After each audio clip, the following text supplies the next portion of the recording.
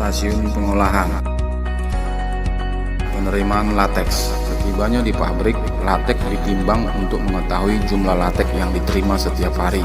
Contoh lateks dari setiap tangki diambil sebanyak 200 sampai dengan 250 ml untuk dianalisa DRC lateks kebun dan untuk mengetahui kontrol pembubuhan NH3. Lateks dari tangki dituang melalui saringan 20 mes dan 40 mes ke bak penerimaan. Setelah tangki penerimaan diisi sesuai dengan kebutuhan, dilakukan analisa ulang DRC dan NH3 campuran lateks guna menentukan penambahan air untuk pengenceran lateks. Pengenceran lateks kebun dilakukan di bak penerimaan sehingga DRC menjadi 13% sampai dengan 15%.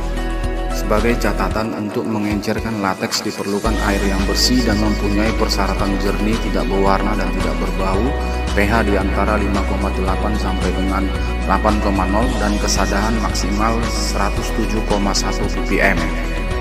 Pembekuan lateks kebun yang sudah diencerkan dialirkan melalui saringan 40 mes atau 60 mes ke bak koagulasi yang bersih, sehingga bak koagulasi berisi kira-kira 500 sampai dengan 600 liter.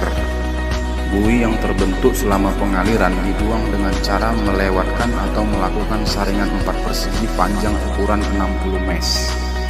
Untuk pembekuan lateks dilakukan pembubuhan formic acid konsentrasi 3 sampai dengan 5% dengan dosis 10 sampai dengan 20 liter per 500 sampai dengan 650 liter lateks yang sudah diencerkan. Agar pemberian asam dapat tersebar merata, maka selama pembubuhan asam semut dilakukan pengadukan atau pendayungan sebanyak 8 sampai dengan 10 kali didorong dan 8 sampai dengan 10 kali ditarik. Buih yang terbentuk akibat pengadukan dibuang dengan alat seser yang terbuat dari plat aluminium. Sebagai catatan, pH lateks pada pembekuan yang ideal 4,5 sampai dengan 4,7 dengan menggunakan pH meter. Saat pembubuhan asam, ujung ceret asam semut dimasukkan ke dalam permukaan lateks agar udara tidak bercampur dengan lateks. Selanjutnya dilakukan pemasangan plat sekat aluminium. Sebelum dipasang, plat tersebut telah dibasahi dengan air untuk menghindari timbulnya gelembung-gelembung udara. Pemasangan sekat dimulai dengan membagi bak koagulasi menjadi 2 bagian yang sama. Demikian seterusnya sampai semua sekat terpasang. Setelah lateks membeku menjadi koagulum, pada bak ditambahkan air sampai melebihi permukaan koagulum. Hal ini berguna untuk mencegah melekatnya koagulum pada sekat dan bak, sehingga memudahkan pengambilan koagulum, dan juga berguna untuk mencegah proses oksidasi yang dapat mengakibatkan warna permukaan koagulum menjadi biru keungu-unguan.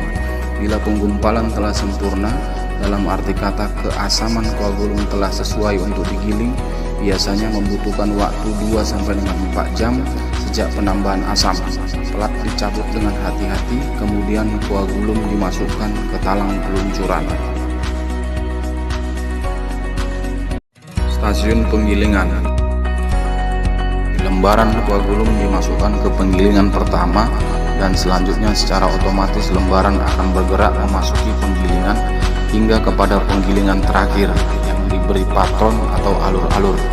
Jarak antara gilingan dan putaran per menit diatur sedemikian agar ketebalan lembaran sheet yang keluar menjadi 2 sampai dengan 4 mm dan untuk mencegah koyaknya lembaran selama penggilingan.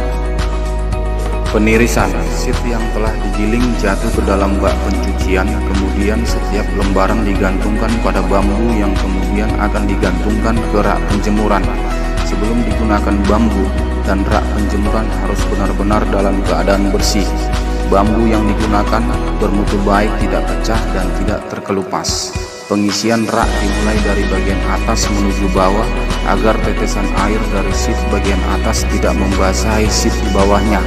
Setelah rak penjemuran penuh, rak dibiarkan di udara terbuka selama 2 sampai dengan 4 jam agar air menetes. Kemudian dimasukkan ke ruang pengasapan. Tidak dibenarkan sheet terlalu lama berhubungan dengan udara sebab dapat menimbulkan oksidasi yang menyebabkan karat. Stasiun pengasapan. Pengasapan dan pengeringan sheet berlangsung selama 5 hari dengan temperatur yang berbeda-beda. Hari pertama, temperatur 40 sampai dengan 45 derajat Celcius. Hari kedua, temperatur 45 sampai dengan 50 derajat Celcius. Hari ketiga, temperatur 50 sampai dengan 55 derajat Celcius. Hari keempat, temperatur 55 sampai dengan 60 derajat Celcius. Hari kelima, temperatur 60 derajat Celcius. Hal-hal yang perlu diperhatikan selama pengasapan. Kamar asap harus benar-benar bersih dari jelaga, abu, dan kotoran-kotoran lainnya. Cerobong asap dan termometer harus berfungsi dengan baik. Temperatur dan kayu yang digunakan sesuai. Lembaran sheet dipisah pada hari pertama agar lembaran tidak lengket satu sama lain. Untuk menjaga hal-hal yang tidak diinginkan, serta pengawasan mutu, pencatatan temperatur harus setiap jam dilakukan pemeriksaannya. Stasiun sortasi dan pengepakan. Setelah lembaran diperiksa bebas dari kontaminan, maka dilipat, dimasukkan, disusun ke papan cetakan. Kemudian papan cetakan dilepas dan bandela bersama dengan beberapa lembar pembungkusnya ditimbang seberat lebih kurang 112,8 kg. Lalu bandela dipres dengan electric automatic hydraulic press. Sebelum dipres, bagian atas dan bawah bandela diberi torque holder agar bandela tidak lengket pada papan pres. Hasil presan ini dibiarkan selama 12-16 jam. Selanjutnya, papan pres dilepas. Kemudian bandela dibungkus dengan lembaran sheet dengan rapi dan ditusuk-tusuk dengan jarum khusus agar pembungkus melekat dengan bandela. Bandela yang telah dibungkus sebelum dikapur agar dicek kondisinya melalui alat metal detektor untuk mengecek apakah ada benda logam di dalam bandela tersebut. Bandela yang telah dihasilkan atau dikapur mempunyai ukuran panjang 55 cm, lebar 52 cm, tinggi 54 cm, berat 113 plus minus 0,5 kg kering. Bandela yang sudah dikapur selanjutnya dibuat label dan disusun di gudang bal dan siap untuk dikirim.